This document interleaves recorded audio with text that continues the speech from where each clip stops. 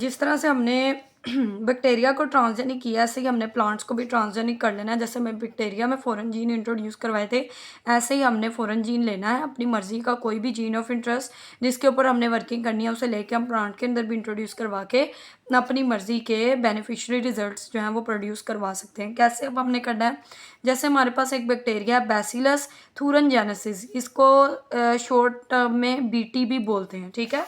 Bacillus थूरनजेनेसिस bacteria है। इस bacteria की खासियत ये है कि कुछ ऐसे टॉक्सिन्स प्रोड्यूस करता है। इन टॉक्सिन्स प्रोड्यूसिंग जीन्स को हमने क्या कर लेना है, निकाल लेना है, ठीक है। बैक्टीरिया में से हमने स्पेसिफिकली वो जीन्स फॉर एग्जांपल हमने वो निकाल लिए। निकालने के बाद अब हमने क्या करना है, आपको पता है यहाँ एम्ब्रियो के थ्रू या फिर आपने प्लांट्स के अंदर जो है वो प्रोटोप्लास्ट के अंदर किस तरह से इसको इंट्रोड्यूस करवाना है जीन ऑफ इंटरेस्ट को। आपने ये बीटी यानी बैक्टीरिया कौन सा था, बैसिलस थूरनजेनेसिस, उसके अंदर से आपने वो स्पेसिफिकली कुछ ऐसे टॉक्सिन्स प्रोड्यूस करता है जिसे हम बोलते हैं बीटी टॉक्सिन्स। इन टॉक्सिन्स को प्रोड्यूसिंग जीन्स को आपने ये लेना है वहाँ से, ऐसी जीन्स जो ये टॉक्सिन्स प्रोड्यूस करेगी, इन जीन्स को आपने निकाल लेना। ये जीन्स आपका फिलहाल क्या है, जीन ऑफ इंटरेस्ट है, ठीक है। इन जीन्स को आपने लिया। लेने के बाद आपको पता है ये सेल वॉल होती है बैक्टीरिया उसकी प्लांट सेल की, ये सेल वॉल है और अंदर आपको पता है ये आपके पास जो है वो सेल मेम्ब्रेन होती है और बाकी चीज़ें, सेल का न्यूक्लियस, सेल का वैक्यूल, ये यहाँ पे मौजूद होता है प्लांट सेल में। ये हमने क्या करना है, सेल जो वॉल है इसको रिमूव कर लेना है। रिमूव करने के बाद आपको पता है बाकी जो चीज़ बचेगी वो सेल का क्या कहलाएगी, लिविंग कंटेंट, जिसको आप क्या बोलेंगे, ये आपके पास क्या है, सेल का प्रोटोप्लास्ट। सबसे पहले हमने अपने जीन ऑफ इंटरेस्ट की पीसीआर की मदद से बहुत सारी कॉपीज़ कर लेनी है। कॉपीज़ करने के बाद हमने एक चैम्बर के अंदर अपने उस जीन ऑफ इंटरेस्ट की जो कॉपीज़ बनाई हैं उनको रख लेना है। और फिर आपने ये प्लांट सेल लेना है, सेल का प्रोटोप्लास्ट जो था, और इसको यहाँ पे आपने क्या करना है, रख लेना है, ठीक है। रखने के बाद आपने क्या करना है, इलेक्ट्रोपोरेशन टेक्निक। इलेक्ट्रोपोरेशन टेक्निक में आपने इलेक्ट्रिक करंट अप्लाई करना है जिसकी मदद से इस प्रोटोप्लास्ट के अंदर क्या होंगे, कुछ पोर्स बनना शुरू हो जाएंगे, ठीक है। पोर्स की मदद से होगा क्या कि ये जो आपका जीन ऑफ इंटरेस्ट था ये इन पोर्स से अंदर एंटर हो जाएगा। अंदर एंटर होने के बाद ये इसके जो डीएनए है या इसके न्यूक्लियस के साथ अटैच होकर इसका हिस्सा बन जाएगा। अब ये प्लांट आपके पास क्या हो गया, जेनेटिकली मॉडिफाइड प्लांट, जिसके अंदर अपना नहीं बल्कि फॉरेन जीन भी क्या हो चुका है, इंट्रोड्यूस हो चुका है। जिस तरह से पोर्स खुले हैं ऐसे ही पोर्स जो हैं वो आफ्टर अ वाइल पोर्स जो हैं वो बंद हो जाएंगे, ठीक है। क्योंकि ये क्या है, आपके पास सेल्फ हीलिंग कंटेंट है, ये अपने आप को फिर जो है ये बंद कर लेगा। ये अब आपके पास क्या बन चुके हैं, जेनेटिकली मॉडिफाइड प्लांट्स बन चुके हैं। हमने क्या करना है, वो कहता है it is possible to treat protoplast with an electric current while they are suspended in a liquid containing foreign DNA. आपने ऐसे ही ऐसा चैम्बर लिया या ऐसा आपने जो है वो फ्लास्क ली जिसके अंदर आपने इस प्रोटोप्लास्ट को रखा, उस चैम्बर को आपने करंट अप्लाई किया। करंट अप्लाई करने के बाद आपने आप क्या हुआ, उस प्रोटोप्लास्ट के अंदर जो है वो पोर्स बनना शुरू हो गए। इस टेक्निक को आप क्या बोलेंगे, electroporation technique. The electric current makes tiny self-sealing holes in the plasma membrane through which genetic material can enter. Thus, a protoplast will develop into a complete plant. अच्छा, अब आपने इस तरह से आपको समझ आ गई आपने प्लांट्स के अंदर किस तरह से अल्ट्रेशन करनी है, कैसे उसके डीएनए के साथ आपने जो है वो मैनिपुलेशन की है। अब ये जो फॉरेन जीन्स आपने इंट्रोड्यूस कराई हुआ, कहता है ऐसे ही जीन्स इंट्रोड्यूस करवा के प्लांट्स के अंदर अपनी मर्जी का, आपने बैक्टीरिया से लिया ना, वो टॉक्सिन प्रोड्यूस करता था। हमने इस तरह से कॉटन के ऊपर वर्किंग की है। और कौन कौन सी क्रॉप्स हैं आपके पास, कॉर्न है, पोटैटो है, कॉटन रुई को बोलते हैं, कॉर्न आपके पास मकई है और पोटैटो आलू है, ठीक है। तो इसके ऊपर आपने जो है वो वर्किंग की और आपने क्या किया, इन सारे प्लांट्स को रेजिस्टेंट यानी आपने पेस्ट रेजिस्टेंट बना दिया है। अब कीड़ा आएगा इन फसलों को खाने तो वो क्या करेगा, जब इस तरह से आपने उनके अंदर बीटी टॉक्सिन्स आपने इंट्रोड्यूस करवाए थे, ठीक है। तो जब जो भी पेस्ट किसे बोलते हैं, कीड़े को, जब भी कोई कीड़ा या ऐसा कीड़ा जो फसल को लग जाता है, इन तीनों स्पेसिफिकली फसलों पे इस तरह से वर्किंग की गई है। आपने इन जीन्स को कहाँ पे ट्रांसफ़र कर दिया, इन क्रॉप्स के अंदर। इनसे अब क्या बेनिफिट्स आपको मिलेंगे, जब कीड़ा इन फसल को खाने आएगा तो उसकी डेथ हो जाएगी, वो फसल को नुकसान नहीं पहुंचाएगा। दूसरा इसका ये बेनिफिट हुआ है, ऑटोमेटिकली आप वो जो केमिकल स्प्रे करवाते थे ना फसलों पे, आपकी उनसे भी जान छूटी, क्योंकि वो आपकी सेहत पे बाद में जो थे वो ज़बरदस्त इफेक्ट्स शो करते थे। इसके बाद वो कहता है इसी तरह कॉटन और जो है वो कॉर्न के प्लांट्स को पेस्ट और हर्बिसाइड रेसिस्टेंट भी बनाया गया, यानी बहुत सारी आप इसका स्प्रे करवाते थे, उससे क्या होता था आपकी फसल ख़राब हो जाती थी। अब क्या होगा, सिर्फ अनवांटेड वीड जो है वो उससे ख़त्म होंगे, बाकी फसल आपकी सेम एज इट इज़ रहेगी। तो 1999 में वो कहता है इन ट्रांसजेनिक क्रॉप्स को सबसे पहले प्लांट किया गया। ये आपने MCQs याद रखना है कि वर्किंग सबसे पहले कब हुई, 1999 में हुई। और अब 70 मिलियन एकड़ ज़मीन पे जो है ये काम किया गया पूरी दुनिया में, वर्ल्ड वाइड पूरी दुनिया में। Average is expected to triple in about 5 years. और ये हमने एस्टिमेट लगाया कि आने वाले कुछ सालों में, आने वाले 5 सालों में इससे 3 गुना फसल हमें ज़्यादा मिलेगी। तो क्या हमें ये पूरा पैराग्राफ पढ़ने के बाद हमें क्या समझ आई कि ये हम क्यों कर रहे हैं। एक तो हमें क्वालिटी अच्छी मिले, कीड़ा ना लगे, हमारी फसल को ख़राब ना करे, केमिकल्स ना उसके ऊपर लगे, हम ईज़िली जो है वो अपनी सेहत भी हमारी इफ़ेक्ट ना हो, और हमारे पास जो है वो खाई हुई फसल भी हमें ना मिले, ठीक है, कीड़ा भी उसको ना लग सके। दूसरा वो कह रहे हैं इससे आपकी क्या हुई, यील्ड जो है वो इम्प्रूव हुई। जो आपको एक थोड़े से एरिया में आपको जितनी भी आपको वो फसल मिलती थी, आपने इस तरह से उसके अंदर कोई ग्रोथ हार्मोन्स इंट्रोड्यूस करवा दिए होंगे कि उतने ही ईयर में आपको, उतने ही सालों में ग्रोथ कितनी मिली, डबल ट्रिपल होके आपको मिली। यानी आपको 3 गुना फसल मिल रही थी, तो आने वाले सालों में आपको 5 सालों में उन्होंने ये काम करने के बाद एक्सपेक्ट किया कि हमें 3 गुना फसल जो है वो इससे मिलेगी, क्योंकि हमने प्लांट्स को क्या बना दिया, ट्रांसजेनिक बना दिया। आपको पता है प्लांट्स आपके पास ऑयल का सोर्स है। इसके अलावा जो हमने इनके अंदर कुछ इस तरह के जीन ऑफ इंटरेस्ट इस तरह के इंट्रोड्यूस करवाए जिनसे उनकी प्रोटीन बनाने की कैपेबिलिटी जो थी वो बढ़ गई, ऑयल जनरेटिंग कैपेबिलिटी बढ़ गई, अमाइनो एसिड की कंपोजिशन हमने इनहांस करवा दी। तो ये सारा कुछ हमने अपने बेनिफिट्स के लिए किया। फिर वो कहता है एग्री बिजनेस जो एग्रीकल्चर में हम काम कर रहे हैं, ऐसी कंपनीज इन्होंने क्या किया, बहुत सारे ट्रांसजेनिक वेरिएंट बनाए वीट के और राइस के, इन एडिशन टू कॉर्न के साथ साथ वो कहता है उन्होंने और किस किस के अंदर अल्ट्रेशन की, वीट के ऊपर भी काम किया, यानी गंदम पे और राइस चावलों के ऊपर भी काम किया।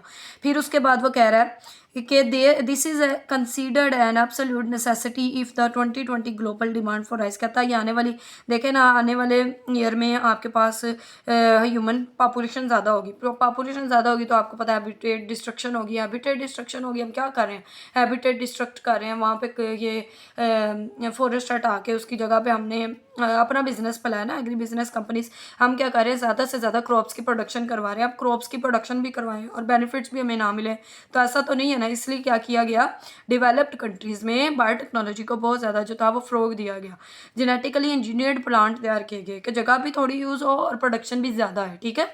यील्ड जो है वो बढ़ाई गई, क्योंकि यील्ड क्यों बढ़ाई गई, क्योंकि ह्यूमन पॉपुलेशन बढ़ रही थी। जब पॉपुलेशन बढ़ेगी तो आपको पता है कि लोगों की डिमांड जो है वो फूड के लिए बढ़ेगी, तो फिर इसलिए इन डिफरेंट क्रॉप्स के ऊपर जो है वो वर्किंग की गई। फिर वो कहता है world grain harvest has continue to rise since the 1960। ये तब से ये काम चलता जा रहा है। High yield hybrids plant hybrid cross करवाने के बाद जो प्रोड्यूस होते हैं ये प्रोड्यूस करवाए जा रहे हैं, और इसको नाम दिया गया ग्रीन रेवोल्यूशन का, ठीक है, कि यहाँ से इस चीज़ का इफ्तिताह हुआ कि आपने हैबिटेट डिस्ट्रक्ट किया, फॉरेस्ट हटाए, वहाँ पे आपने क्रॉप्स की प्रोडक्शन करवाना स्टार्ट कर दी, क्योंकि अब रिजल्ट्स अच्छे आ रहे थे। जब तक किसी चीज़ के रिजल्ट्स अच्छे नहीं आते उस काम को कभी भी फैसिलिटेट नहीं किया जाता। रिजल्ट्स अच्छे आ रहे थे तो हमने इसके ऊपर डे बाय डे वर्कआउट भी फिर ज़्यादा कर लिया। फिर वो कहता है but the per capita production has now flatted out because of continent population. लेकिन ये भी आप, ये तब 1960 में की बात हो रही है कि तब आगाज़ हुआ इस ग्रीन रेवोल्यूशन का, कहता है। लेकिन अब क्योंकि ह्यूमन ग्रोथ पॉपुलेशन जो है वो बढ़ती जा रही है, ह्यूमन की पॉपुलेशन के अंदर शदीद इजाफा होता जा रहा है, तो अब इन चीज़ों का रुझान भी बढ़ता जा रहा है। फिर वो कहता है hope is that genetic engineering will allow farmers to surpass the yield barrier. वगैरह कि इस तरह से हम जेनेटिकली इंजीनियर्ड अब मज़ीद क्रॉप्स इस तरह से तैयार करेंगे कि जो has allow farmer to surpass the yield barrier, कि जो हमने सोचा हुआ है हम उससे भी ज़्यादा जो है वो ग्रोथ हासिल कर लेंगे। ऑल इसके अंदर क्या बात हो रही है, वो यही कह रहा है कि ह्यूमंस की पॉपुलेशन बढ़ने की वजह से फूड की डिमांड बढ़ी है, और फूड की डिमांड की वजह से हमने क्रॉप्स को ऐसा कर दिया है कि कम टाइम में कंज्यूम टाइम कम हो लेकिन यील्ड ज़्यादा है, प्रोडक्शन ज़्यादा है, और ये किस लिए है, हमारी बेनिफिट्स हैं इसमें। फिर वो कहता है हमने प्लांट्स के स्टोमेटा के ऊपर भी वर्किंग की। स्टोमेटा आपको पता है ये एपिडर्मिस के अंदर कुछ पोर्स होते हैं जो क्या करते हैं, गैसेस एक्सचेंज के लिए यूज़ होते हैं। हमने इन पोर्स को क्या किया, pores like opening in the leaves, पत्तों के अंदर मौजूद होते हैं, could be alter to boost carbon dioxide intake और कट डाउन वाटर लॉस। कहता है कार्बन डाइऑक्साइड का लॉस ज़्यादा से ज़्यादा हो और वाटर का लॉस कम से कम हो। हमने इस तरह से स्टोमेटा के अंदर अल्ट्रेशन की, कुछ चीज़ इस तरह के इंट्रोड्यूस करवा दी होंगे प्लांट्स के अंदर, जो क्या करते होंगे, प्लांट्स के अंदर मौजूद इन स्टोमेटा के अंदर इस फंक्शन को एनहांस कर देते होंगे कि वाटर का लॉस कम से कम और कार्बन डाइऑक्साइड का ज़्यादा से ज़्यादा हो। इसके बाद वो कहता है हमने C4 साइकिल के प्लांट इंट्रोड्यूस करवाया as compare to C3 cycle. अब ये C4 और C3 साइकिल कौन सा है ये अब आपने ध्यान से सुनना। अब आपने जेनेटिकली मॉडिफाइड प्लांट इस तरह के तैयार किए जिनमें C4 साइकिल रन करता था एज़ कम्पेयर टू C3। अब ये C3 और C4 साइकिल वाले प्लांट्स कौन से होते हैं आपको पता है। रेबिस्को एक एंजाइम है जो क्या करता है, अगर कार्बन एक दो इंपॉर्टेंट फंक्शन है ना इसके, अगर ये कार्बन डाइऑक्साइड को फिक्स करेगा तो ये इसका मतलब कैल्विन साइकिल रन कर रहा है। अगर ये ऑक्सीजन को फिक्सेशन उसकी करेगा तो इसका मतलब क्या हो रहा है, फोटो रेस्पायरेशन हो रही है। अब साइंटिस्ट ने क्या किया, रेबिस्को की एफिशिएंसी को इन्हांस किया, लेकिन इन्हांस करने से पहले उसने क्या किया, उसने कहा कि वो ऑक्सीजन को इनटेक करना बंद कर दे, यानी उसकी फिक्सेशन रोक दे, सिर्फ किसकी फिक्सेशन पे काम करे, कार्बन डाइऑक्साइड की। क्यों, आपको पता है जब कैल्विन साइकिल रन करेगा तो ग्लूकोज की प्रोडक्शन ज़्यादा होगी। ग्लूकोज की प्रोडक्शन ज़्यादा होगी तो ग्लूकोज आपको पता है बेसिक नीड है प्लांट की, ठीक है। ग्लूकोज की प्रोडक्शन ज़्यादा होगी तो प्लांट की ग्रोथ ज़्यादा होगी, यानी हमारे पास यील्ड ज़्यादा आएगी। अब C3 साइकिल में क्या होता था, RuBP जब कार्बन डाइऑक्साइड के साथ मिलता था तो वो क्या बनाता था, 3PG यानी 3 कार्बन कंपाउंड, जिसे आप क्या बोलते थे, 3 फास्फोग्लिसरेट। ये कैल्विन साइकिल की बात हो रही है और यहाँ पे इसको एंजाइम एक फिक्स करता था जिसका नाम था रेबिस्को, ठीक है। तो अब हमने क्या किया, C4 साइकिल इंट्रोड्यूस करवाया। C4 साइकिल में क्या होता था आपके पास, के बंडल शीट सेल थे, बंडल शील्ड सेल थे और ये क्या करते थे, ये सीधा रिसीव किसको करते थे, कार्बन डाइऑक्साइड को, क्योंकि यहाँ पे आपके पास एक मॉलिक्यूल था जिसका नाम था PEP, फास्फोइनोल पायरोवेट, जिसका काम क्या था, सिर्फ कार्बन डाइऑक्साइड को रिसीव करना, यानी ये चाह के भी ऑक्सीजन को रिसीव नहीं करता था। ये रिसीव करके इसको कहाँ भेज देता था, बंडल शील्ड सेल के अंदर। यहाँ पे अब इसके पास कार्बन साइकिल रन करता था और इसको भी यहाँ पे कौन फिक्स करता था, ये रेबिस्को, ठीक है। अब जब सारे का सारा काम ही किसका होगा, कार्बन डाइऑक्साइड की फिक्सेशन का, तो यहाँ पे आ जाएं कि कार्बन डाइऑक्साइड की फिक्सेशन जब ज़्यादा होगी तो किसकी प्रोडक्शन ज़्यादा होगी, ग्लूकोज की। ग्लूकोज की प्रोडक्शन ज़्यादा होगी तो आपके पास क्या होगा, प्लांट की ग्रोथ ज़्यादा होगी, ग्रोथ ज़्यादा होगी तो आपके पास यील्ड ज़्यादा आएगी, ठीक है। C3 में आपके पास दोनों काम हो रहे थे ना, फोटो रिस्पायरेशन भी होती थी और एट अ टाइम आपके पास जो है वो कैल्विन साइकिल भी हो जाता था रन, तो प्लांट के ऊपर लोड ज़्यादा था। अब यहाँ पे आपके पास C4 प्लांट इंट्रोड्यूस करवाए गए जिनका काम ही सिर्फ क्या था, वो क्या करेंगे, ज़्यादा कार्बन डाइऑक्साइड की फिक्सेशन करेंगे ताकि ग्लूकोज मॉलिक्यूल जो है वो ज़्यादा से ज़्यादा बन सके। तो मॉडर्न प्लांट्स आपके पास अब जितने भी आ रहे हैं, जितनी भी क्रॉप्स हैं, में कौन सा साइकिल रन करता है, C4। ये एंशियंट प्लांट थे जिनमें C3 साइकिल जो था वो रन करता था। तो इससे क्या बेनिफिट्स हैं इसके, कि यील्ड ज़्यादा होती है। तो इन्होंने क्या किया कि C3 के बजाय C4 प्लांट जो थे इंट्रोड्यूस करवाए। उसके बाद वो कहता है plants that utilize the C4 cycle avoid the inefficiency of carboxylate by using a different means of capturing carbon dioxide, unlike the single gene transferase transfer that have been done so far. These modification would require a re-engineering of plant cell. Single gene transfer will cause plant to produce various products.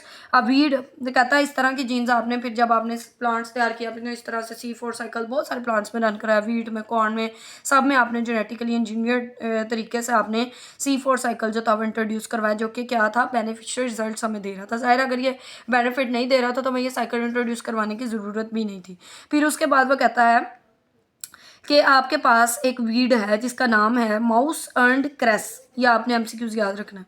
Weed आपको पता है unwanted plant होते हैं जो grow कर जाते हैं खुद ही, उनमें एक ये वीड है और इस वीड के अंदर स्पेसिफिकली एक आपके पास जो है वो केमिकल होता है जिसका नाम है पॉलीहाइड्रोक्सी ब्यूटारेट। ये केमिकल बेसिकली क्या करता है, ये केमिकल आप किसी भी अगर इंट्रोड्यूस करवा दें किसी प्लास्टिक मैन्युफैक्चरिंग के बाद, ये प्लांट ये लेके केमिकल हमने क्या किया, इनको मैन्युफैक्चरिंग के बाद ऐसी प्लास्टिक जो बायो नॉन डिग्रेडेबल थी, यानी उसको सालों पहले भी आपने फेंकी है ना प्लास्टिक की बोतलें, तो आपको पता है कि वो आप साल बाद भी देखेंगे तो ऐसी की वैसी होंगी। तो हमने क्या किया, इन जो है वो केमिकल्स को लेके लिए कहाँ से, यहाँ से वीड से, प्लांट से लिए ना, प्लांट्स के अंदर हमने लेके प्लास्टिक को क्या बनाया, बायोडिग्रेडेबल, यानी ऑटोमेटिकली अब वो खुद ही डिस्ट्रॉय जो है वो हो। इसके बाद लास्ट पे वो कह रहा है कि प्लांट्स जो है वो ह्यूमंस के लिए भी बहुत सारे बेनिफिट्स रखते हैं। लाइक आपके पास बहुत सारे हार्मोन्स की प्रोडक्शन करवा रहे हैं, कुछ एंटीबॉडीज़ की प्रोडक्शन करवा रहे हैं। कैसे इनके सीड्स में कुछ ऐसे जीन्स हैं जिनको आप यूज़ कर सकते हैं। लाइक कॉर्न आपके पास एक ऐसी क्रॉप है जिसकी जो ऐसी एंटीबॉडी प्रोड्यूस करती है जो आप रेडियो आइसोटॉप्स के तौर पे यूज़ कर सकते हैं ट्यूमर सेल्स को डिस्ट्रॉय करने के लिए। कीमोथेरेपी में आपको पता है ना कैंसरियस सेल्स को ख़त्म किया जाता है। और इसके अलावा सोयाबीन ऐसी आपके पास एंटीबॉडीज़ प्रोड्यूस कर रहा है जो आप जेनिटल हर्ब्स के ट्रीटमेंट के लिए यूज़ कर सकते हैं। अब जेनिटल हर्ब्स आपके पास एक डिसीज़ है जो आपको पता है, ये ह्यूमंस के रिप्रोडक्टिव पार्ट में सोर वगैरह छाले बनने शुरू हो जाते हैं। फीमेल में वजाइना में और मेल में पेनिस में आपके पास ये छाले बन जाते हैं और ईचिंग होती है बहुत ज़्यादा, स्किन इन्फेक्शन हो जाती है बहुत ज़्यादा वहाँ पे ना। तो उसके अगेंस्ट उसके ट्रीटमेंट में आप सोयाबीन से ऐसे जीन्स प्रोड्यूस हो रहे हैं, मतलब इस तरह के आप एंटीबॉडीज़ प्रोड्यूस हो रही हैं जो क्या कर रही हैं, इसके अगेंस्ट फाइट कर रही हैं। ठीक है, तो ये सारे आपके पास जो है वो प्लांट्स के बेनिफिट्स हैं। ठीक है, आप बहुत सारे प्लांट्स, वो कहता है ऐसी एंटीबॉडीज़ हम प्लांट से बना लेते हैं जो सस्ती होती हैं। ज़ाहिर है प्लांट्स आपको पता है ईजिली पहले ज़माने में क्या किया जाता था, वर्तुगल गाजी का जो दौर था, बादशाहों का जो दौर था, उनको कोई बीमारी होती थी ना तब इतनी मॉडर्नाइजेशन तो थी नहीं, ना ही उनको इतनी अवेयरनेस थी किसी भी डिसीज़ की। तो छाले बन जाते थे स्किन पे या कोई और बीमारी, तो वो क्या करते थे, जड़ी बूटियाँ ला के उनको कूट के पीस के उसी को उसका एक लेप सा बना के तो वो लगा लेते थे, उससे उनको शिफा मिल जाती थी। तो ये ज़माने अज़ल से इन चीज़ों पे जो है वो काम हो रहा है और अब इसको नाम दे दिया आपने जेनेटिकली इंजीनियर्ड के। अब हम स्पेसिफिकली मैन्युफैक्चरिंग के बाद उन जीन्स को निकालते हैं, जीन थेरेपी के थ्रू अपने अंदर जो है वो इसका इंजर्शन करवा लेते हैं या अपने अंदर कोई हमारा फॉल्ट इस तरह का आ रहा है जीन्स में। कल हम एनिमल्स की बात करेंगे ना, उसमें हम जीन थेरेपी ट्रीटमेंट पढ़ेंगे कि हम किस तरह से जीन्स जो है वो अनहेल्दी जीन्स निकालते हैं और उसकी जगह जो है हेल्थी जीन जो है वो इंट्रोड्यूस करवा लेते हैं। ठीक है, प्लांट्स के जो सारे बेनिफिट्स है वो आज आपने पढ़ लिए। इसके साथ आपने बैक्टीरिया के पढ़े हैं 5 क्वेश्चन इसमें से, और इजीली क्वेश्चन बन जाते हैं, और 5 इसमें से आपने जो है वो करने हैं। एमसीक्यूज़ के लिहाज से भी आपने इन दोनों टॉपिक्स को जो है वो पढ़ना है। ओके, अल्लाह हाफिज़।